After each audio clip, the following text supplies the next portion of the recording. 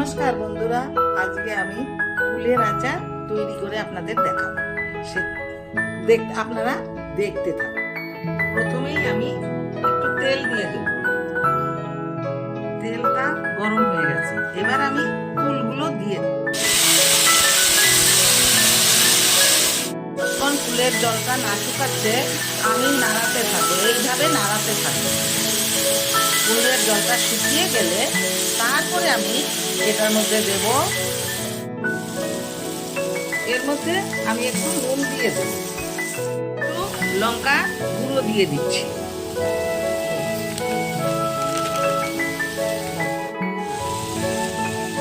এবার আমি এর মধ্যে গুড় দিয়ে দেব।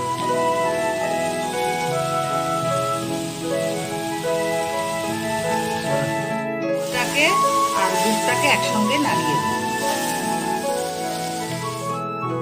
আমার আচারটা হয়ে গেছে, প্রায় হয়ে গেছে। এই যে আঠা হয়ে এসছে। এবার আমি একটু ভিনিগার দেব। ভিনিগারটা দিলে অনেকদিন আচারটা থাকবে। এটা একটা ট্রিক্স দিলাম। এবার আমি ভাজা মশলাটা দেব। এবার আমি মৌরি, পাঁচফোড়ন, তারপরে শুকনো লঙ্কা, তারপরে তেজপাতা এগুলো ভেজে মশলা করে নিয়েছি ঘরে। এই মশলাটা দিয়ে আমি এবার নাড়া দিয়ে নামিয়ে ফেলবো।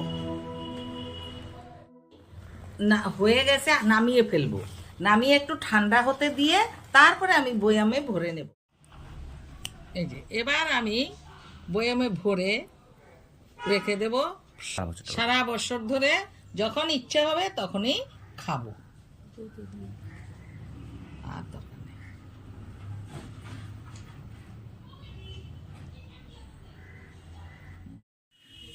আমি এখানে এসেছিলাম যে গরম জলটা বসিয়ে অনেকটা খেয়ে নিচ্ছি।